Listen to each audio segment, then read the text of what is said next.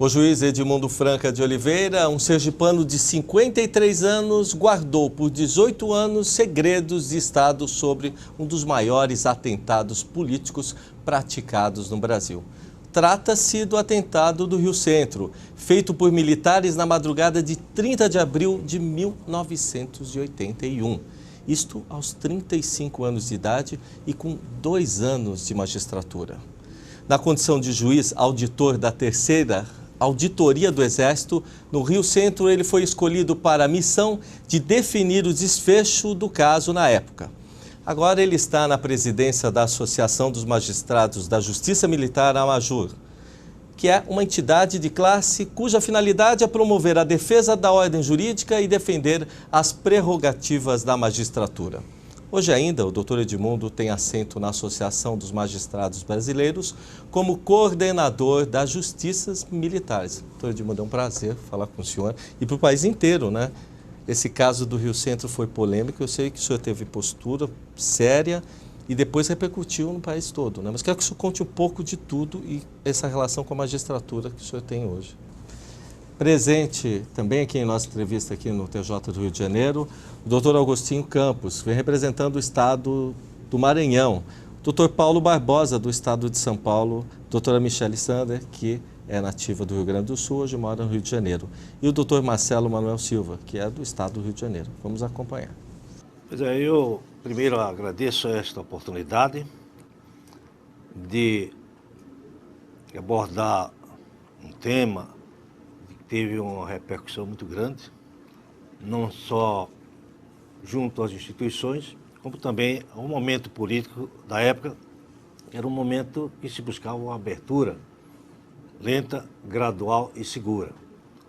E esse episódio, o episódio do Rio Centro, teve alguma motivação nesse processo de abertura que o general Geisel comandava. É verdade que os autos foram distribuídos, os autos de PM foram distribuídos e a distribuição levou que os autos fossem distribuídos para nós. É lógico que eu tive a sensibilidade de compreender a dimensão daqueles fatos, porquanto não se cingia apenas a um aspecto jurídico penal, mas também de conteúdo político. Como a repercussão ultrapassava os limites do Estado do Rio de Janeiro, eu busquei viabilizar a transferência do julgamento desse fato para o Superior Tribunal Militar em Brasília.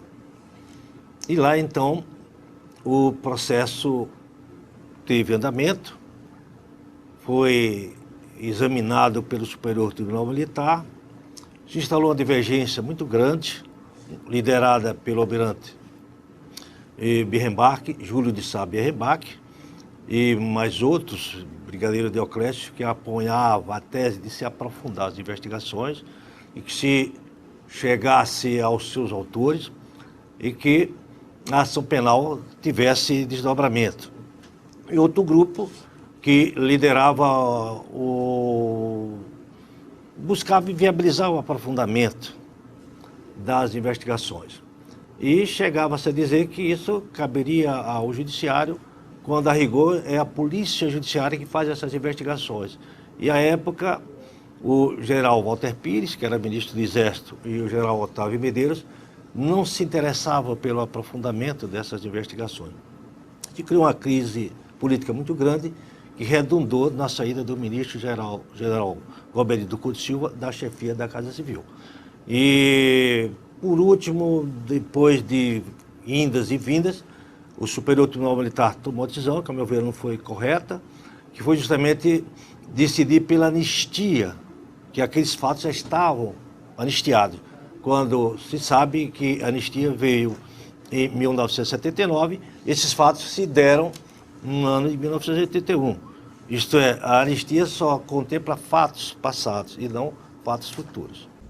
Agora, doutor, e quanto aos atentados contra a OAB e da Câmara dos Vereadores, o senhor lembra que esse fato foi bem Esses dois fatos eu me recordo porque foram mais ou menos naquele mesmo contexto.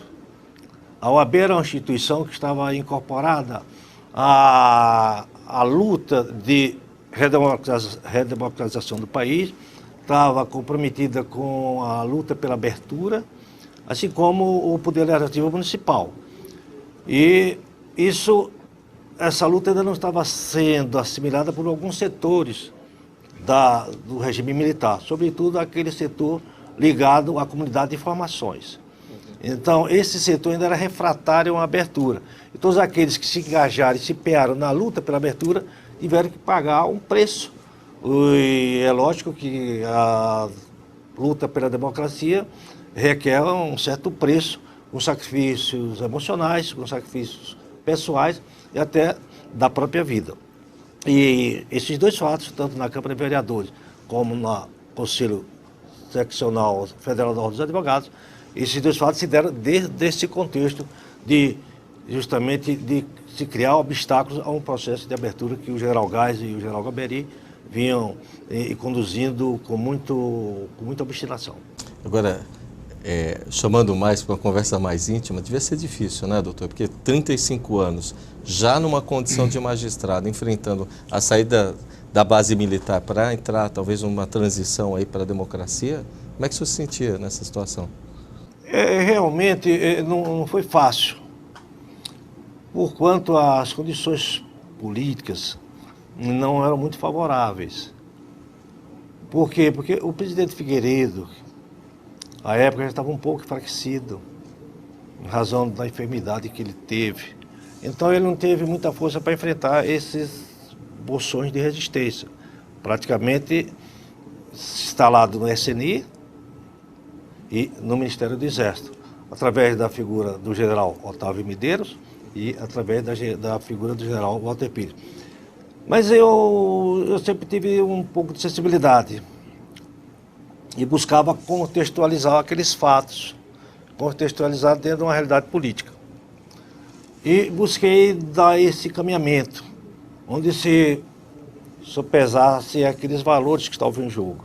Na época, eu me lembro que todos os partidos da oposição fizeram uma reunião na Câmara dos Deputados, doutor Tancredo, Lula, Brizola, todos eles, e eles se posicionaram e queriam emprestar um apoio ao Figueiredo para aprofundar as investigações.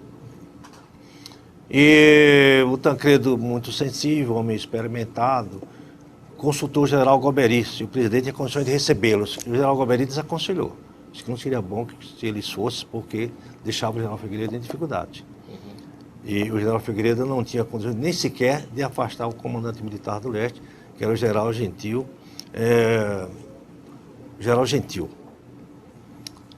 E então se buscou uma negociação, fazer aquilo que era possível, contanto que não se perdesse de vista um processo de abertura, que era o fundamental para a sociedade brasileira. E então foi nessa perspectiva que eu busquei caminhar o processo, negociando com aquelas lideranças políticas e também com a própria sociedade civil, com o professor Jaguaribe e tal, para a gente avaliar as consequências de se tomar esta ou aquela direção. Então eu tive essa sensibilidade e, para tanto, tive muito apoio de muitos colegas da magistratura, muitos líderes políticos, e isso me ajudou muito. Quem conversa com o senhor vê que o senhor tem um amplo conhecimento de política, até a vivência, né? Quem vê o senhor fora da Câmara percebe uma pessoa muito ligada a essa questão humanitária, né? Eu vou perguntar uma coisa para o senhor. Naquela época, o magistrado, ele tinha, vou usar bem esse termo, tinha um receio de tratar com as questões do governo militar. Era difícil viver naquela época como magistrado? Realmente, a conjuntura não era favorável para que um juiz preservasse aqueles valores, aqueles predicamentos que informam a atividade de um bom juiz. Era justamente a independência, a imparcialidade e a coragem. Porque tinha legislações, atos institucionais, atos complementares, que realmente dificultavam essa atuação independente do juiz. Mas no nosso caso, até em relação à Justiça Militar da União, o Superior Tribunal Militar até se ouve com certa independência, trabalhou com uma certa, de forma mais livre buscando aplicar a legislação que existia na época. E tanto isso é verdade que a atuação do Superior Tribunal Militar mereceu elogios de juristas como Sobral Pinto, Beleno Cláudio Fragoso, como Evaristo de Moraes Filho. E dentro do possível nós conseguimos realizar um bom trabalho. Mas muitos dos meus colegas tiveram dificuldade, chegaram em São Paulo, por exemplo, a merecerem o apoio do Dom Paulo Evaristo Arnes, que ajudou muito, porque em São Paulo existia aquela Operação Bandeirantes, que atuava assim, de forma muito truculenta. É lógico que o ser humano, o juiz é um ser humano, ele tem seus pontos de vulnerabilidade. E muitos colegas não se revelaram à altura daquele momento que o país enfrentava. Mas nesse particular, sem falsa modéstia, como eu tinha uma formação política que eu sempre associava à atividade judicante, essa formação política me ajudou muito. A gente costuma falar, principalmente aqui no Rio de Janeiro, e isso eu tenho escutado muito, né? Porque eu quando pequeno, saí de uma época de ditadura, que meu pai teve perseguição por ser jornalista também. E hoje a gente escuta, doutor Edmundo, o seguinte, várias vezes, até por gente do povo, poxa, na época do militarismo era muito melhor do que hoje, porque com essa abertura toda, principalmente aqui no Rio, tem problema. O senhor acha que é assim mesmo que funciona? Sendo um magistrado, julgando aí o dia a dia, será que a gente desregrou muito essa situação? Saiu de uma muito fechada e uma abertura muito grande? Não, eu não vejo assim, não. É lógico que numa democracia, num sistema aberto, se paga também o seu preço. Porque as pessoas se expõem mais a uma visibilidade, as instituições funcionam, a imprensa tem um papel muito relevante e as coisas terminam por aflorarem. E aí a sociedade passa a ter conhecimento de todos esses fatos. No que diz respeito já a ditadura, não. Um sistema de força, ele não é benéfico ao funcionamento das instituições, nem à realização da justiça. Agora, existem certos paradoxos. Por exemplo, na minha área mesmo, do Poder Judiciário, muitas vezes a gente invoca a aplicação da Lei Orgânica da Magistratura Nacional, a LOMAN, que é de 1979. Muitas vezes a gente pede que se aplique essa lei do que certas resoluções do Conselho Nacional de Justiça. Então é um paradoxo. Por exemplo, o decreto-lei, na época da ditadura, através do qual o governo legislava, hoje também a gente se queixa da medida provisória, que é um instrumento mais ou menos semelhante, onde também o Poder Executivo ele termina por abocanhar, superar a atividade típica do Congresso Nacional, que é de legislar. Às vezes o Executivo, através da medida provisória, legisla mais do que o próprio Congresso Nacional. Então tem alguns paradoxos, onde alguns instrumentos que eram utilizados pela ditadura são utilizados hoje. Né? Mas valeu a pena o esforço, o sacrifício de se lutar pela restauração do sistema democrático, dando oportunidade ao povo escolher seus dirigentes, ao povo participar das suas políticas públicas, a exercer de forma plena a sua cidadania. Isso valeu a pena. O senhor sabe que agora, no ano passado, o senhor participou da campanha toda do desembargador Nelson Calandra, né? Que é da Associação dos Magistrados Brasileiros. O senhor acha que o juiz hoje tem uma condição melhor de poder trabalhar e até de julgar? Vou citar um exemplo, querendo abrir muita pergunta, mas, por exemplo, quando existe um caso polêmico, como tem os Nardoni, eu acho uma temeridade os colegas jornalistas ficarem empurrando essa questão do julgamento. Parece que já julga a pessoa antes e não dá o devido processo legal, a condição de andar. O senhor acha que o juiz fica imprensado nessa liberdade para poder decidir ou ele está julgando sem nenhum problema? Olha, se presume que o juiz ele tem a maturidade suficiente, porque o exercício da jurisdição é uma atividade muito nobre, né? vale dizer que ele exerce, é uma expressão da soberania do país. Então, ele deve ter consciência dessa sua responsabilidade. É lógico que não se pode ficar indiferente ao clamor da sociedade, à opinião pública. Aí o juiz não fica de costas viradas para as manifestações da sociedade. Mas isso não quer dizer que a opinião pública, a manifestação da imprensa, dos meios de comunicação social vai moldar o seu juízo de valor, a sua convicção jurídica. Mas é lógico que influencia um pouco. E é bom que influencie mesmo. Por quê? Porque todo o poder, segundo a regra constitucional, emana do povo, né? É o povo que constrói as instituições, é o povo que delega, como no caso delegou ao Constituinte originário de 88, a criação dos juízes, dos órgãos judicantes. Então, na base de toda a instituição, na base do exercício do poder está o povo. E é bom que o juiz seja sensível àquilo que a sociedade está querendo e deseja. Eu me recordo e fiquei encantado com o que se julgou recentemente no Supremo Tribunal Federal, a lei da ficha limpa, quando a ministra Rosa Weber, ela, no seu voto, dizia que não havia como o Supremo ficar indiferente àquilo que a sociedade estava querendo, que tinha que ter uma certa sintonia com as aspirações da sociedade para que a decisão do Supremo se legitimasse. Entendeu? E eu louvei muito este trecho do voto dela e realmente eu estou convencido que para nós, do Judiciário, para que seja reconhecida legitimidade ao nosso trabalho, logo que a gente não tem a legitimidade do voto, nós não legitimamos nossa atividade através do voto, nós não somos eleitos.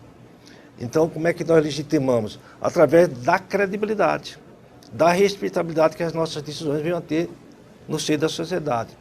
Por isso que é bom que haja essa sintonia do que o juiz constrói no seu julgamento, nas suas sentenças e aquilo que a sociedade espera.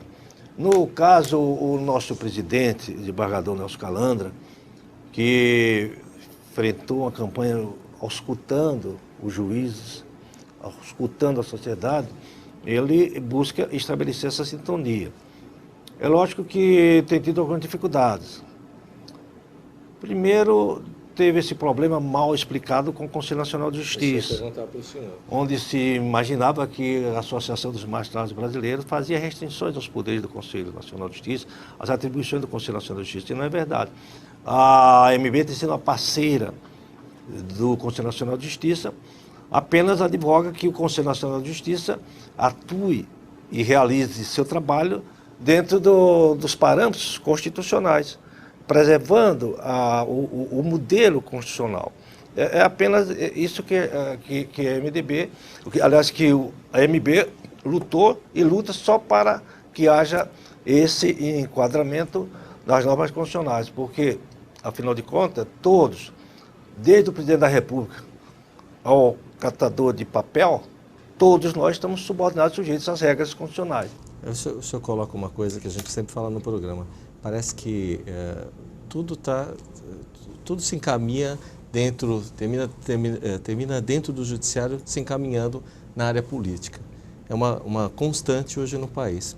O senhor acha que depois dessa caminhada, que é difícil, eu sei, para vocês, o Brasil vai ter um jeito melhor aí para a gente enfrentar uns 20 anos para frente? Olha, o problema é que se fala, até com uma vontade, do ativismo do judiciário. Que o judiciário interfere muito e muitas vezes chega a entrar nas atribuições típicas do Poder Legislativo, do Congresso Nacional. Mas o que ocorre é o seguinte, o número de normas que nós chamamos de eficácia limitada, O número de normas inseridas na Constituição é muito grande. São normas que dependem de uma lei para que o direito ali contemplado seja implementado, seja realizado. Então, o que acontece? O Congresso não legisla. O Congresso não elabora essas leis ordinárias viabilizadoras do direito consagrado na Constituição. Então, pela omissão do Legislativo, então vem o Judiciário e busca atender e viabilizar esses direitos. E para isso realmente foi criado. O mandado de injunção é para isso. O próprio Constituinte originário criou os instrumentos. A declaração de inconstitucionalidade por omissão é outro instrumento também. Os mandados de segurança coletiva, então, foram instrumentos que o próprio legislador constituinte originário criou e colocou à disposição do cidadão. Então, é lógico que o Judiciário tem ocupado esse espaço, sobretudo na área eleitoral, na área partidária. Mas ele ocupa esse espaço em razão da omissão do Poder Legislativo, que não exerce a sua atividade legislativa com vista a viabilizar a aplicação daqueles dispositivos constitucionais que estão lá, inertes e amortecidos. Olha, a gente está chegando ao final do programa, mas tem mais o quê? Mais um ano e pouco de gestão da MP? Nós temos 1 ano e 9 meses. 1 ano e 9 meses. Tem um caminho ainda. Temos. Chegando ao final, doutor, vai tentar uma outra? O senhor vai continuar na Associação dos Magistrados? Olha, nós temos um grupo. Esse grupo tem um programa. E através desse programa nós conseguimos a direção da Associação dos Magistrados Brasileiros. Mas o nosso objetivo é justamente implementar esse programa. E não tem sido muito fácil. Não tem sido muito fácil pelo seguinte. Primeiro, a presidenta Dilma Rousseff é uma pessoa de difícil interlocução. A gente não sabe como fazer essa interlocução com ela, que é chefe de um poder executivo. Tem também o presidente do Supremo Tribunal Federal, que é um ministro muito capaz, um juiz muito sério, mas não é muito afeito às tratativas políticas. Tem o Conselho Nacional de Justiça, que elegeu uma corregedora, a ministra Eliane Calmon, que tem também uma postura, uma sistemática de trabalho que, né, muito embora, pode ser até republicana, mas não é muito democrática, entendeu? Que nós temos um Congresso meio omisso. Então, o quadro dentro do qual nós trabalhamos não é um quadro muito favorável. De sorte que a gente tem lutado, tem se dedicado, temos nos esforçado para executar o nosso programa, mas tem sido uma caminhada muito difícil e, às vezes, de muita incompreensão. Mas, apesar disso, nós vamos continuar na nossa caminhada para que se estruture um poder judiciário forte, um judiciário independente, um judiciário capaz de assegurar todos os direitos contemplados na Constituição, um judiciário capaz de atender às expectativas da sociedade. Porque, afinal de contas, as instituições, elas existem para isso. E o judiciário não seria uma exceção. Existe justamente para atender essas expectativas da sociedade brasileira e nós vamos continuar nesse trabalho. Usando a sua experiência, deixa uma mensagem para o final para o jovem magistrado, né? Que é, olha, com tudo que o senhor passou, com certeza vai poder indicar um caminho para eles, que é difícil, é árduo esse caminho. Mas eu acho que a crença e a confiança é um apanágio muito importante na vida do jovem. E que o país, a nação, deposita muita esperança nos jovens. E eu acho que eles devem continuar cultivando essa esperança, essa confiança.